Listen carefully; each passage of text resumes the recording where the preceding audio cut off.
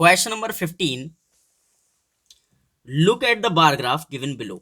आपको ये bar graph दे रखा है, इसको देखिए और नीचे लिखा है read it carefully and answer the following questions. आपको इसको रीड करना है और नीचे दिए हुए आंसर्स को आपको देना है। तो देखिए, इसने पहले क्वेश्चन में लिखा है what information does the bar graph give. इस बार ग्राफ में क्या इंफॉर्मेशन दी गई है। आप इसका आंसर लिखेंगे अपनी कॉपी में। कैसे? देखिए, ये 0 है और इस तरफ कौन सी एक्सिस है? X axis. और एक्स एक्सिस पे इन्होंने क्या दे रखे हैं? सब्जेक्ट्स। जैसे इंग्लिश में कितने मार्क्स हैं, हिंदी में कितने हैं, मैथमेटिक्स में कितने हैं, सोशल साइंस में और साइंस में। और ये जो है ये हमारी वाई एक्सिस है और वाई एक्सिस पे ये मार्क्स दे रखे हैं। लिखा हुआ है मार्क्स कि 10 मार्क्स, 20, 30, 40 ऐसे 80। तो आपको इसको बढ़िया से पढ़ना है और आंसर्स करने हैं। तो आंसर्स करने के लिए सबसे पहले क्वेश्चन नंबर 1 देखिए। आप लिखा what information does the bar graph give. Bar graph क्या दे रहा है कि कितने मार्क्स ऑब्टेन किए हैं स्टूडेंट ने अलग अलग सब्जेक्ट में। तो आप इसको क्या लिखेंगे? देखिए, आप ऐसे लिखना, सॉल्यूशन डालना और सॉल्यूशन किसका? फर्स्ट वाले का। तो आप लिखेंगे इट शोज, ये दिखाता है। क्या दिखाता है? दी मार्क्स ऑब्टेन्ड, कि मार्क्स कितने ऑब्टेन किए हैं किसने? By a student in various subjects. ठीक है, अलग अलग सब्जेक्ट में in an examination.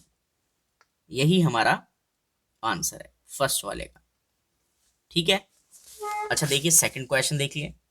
Second question कह रहा है कि in which subject is the student very good. सबसे बढ़िया किस सब्जेक्ट में है?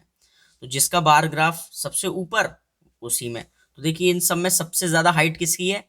तो सबसे ज्यादा हाइट है किसमें? मैथमेटिक्स में। तो आप इसका आंसर लिखेंगे सेकंड पे, क्या कहेंगे? In mathematics. तो मैथमेटिक्स में वो सबसे अच्छा है। थर्ड पार्ट देखिए। थर्ड पार्ट कह रहा है वो in which subject is he poor. सबसे बेकार मार्क्स किस में है इसमें? तो आप देखेंगे सबसे बार ग्राफ में बार किसका किसका छोटा है? तो देखिए हिंदी का है। तो आप कहेंगे क्या? आप कहना पुअर इन हिंदी। ठीक है। फोर्थ देखिए, कह रहा है कि फोर्थ पार्ट कह रहा है what is the average of his marks. तो उसके मार्क्स का एवरेज बताइए। देखिए, एवरेज तो आप पढ़ चुके हैं। एवरेज कैसे निकलता है? जितने भी सब्जेक्ट में मार्क्स आए हैं उनको टोटल सब्जेक्ट से डिवाइड कर दीजिए। तो देखिए, क्या करना है आपको? कुछ नहीं करना।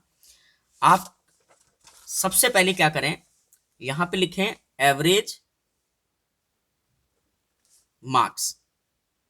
तो एवरेज मार्क्स कैसे निकलेंगे? पहले ये बताइए कितने सब्जेक्ट हैं, वो नीचे लिखो। तो कितने सब्जेक्ट हैं? 1, 2, 3, 4, 5। तो नीचे क्या लिखेंगे आप? 5।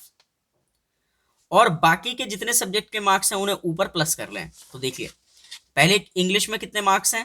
तो इंग्लिश में मार्क्स हैं, देखिए कितने, ये यहां तक। और इसकी वैल्यू क्या है? 60। तो इंग्लिश के मार्क्स हमने लिए और 60 लिख लिया प्लस। इंग्लिश के बाद अगला सब्जेक्ट है हिंदी, और हिंदी में कितने हैं? देखो यहां तक। तो 30 ये है और ऊपर वाला 40, और ये बिल्कुल बीच बीच में आ रहा है। देखो 30 और 40 के बीच में, तो 35। तो आप लिखना 35 प्लस अगला सब्जेक्ट है मैथमेटिक्स, और मैथमेटिक्स में यहां तक आ रहा है 70। यहां तक 70 और ये हाफ और 75 हो गया। ठीक है। तो मैथमेटिक्स में कितने आ रहे हैं? 75। मैथमेटिक्स के बाद अगला सब्जेक्ट क्या है? सोशल साइंस, जिसमें आपके कितने आ रहे हैं? 50। तो वो भी लिख लेते हैं प्लस साइंस में कितने आ रहे हैं उसके? 60।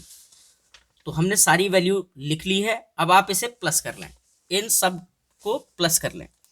तो आपका आ रहा है 0, 8 और 2। अपॉन 5। इससे इसको कट करें तो कितना आएगा 56। तो यही हमारा क्या है आंसर कि उसके जो एवरेज मार्क्स हैं, एवरेज मार्क्स जो आ रहे हैं वो कितने हैं 56। आई होप आपको क्वेश्चन समझ में आया होगा। चलते हैं नेक्स्ट क्वेश्चन पर।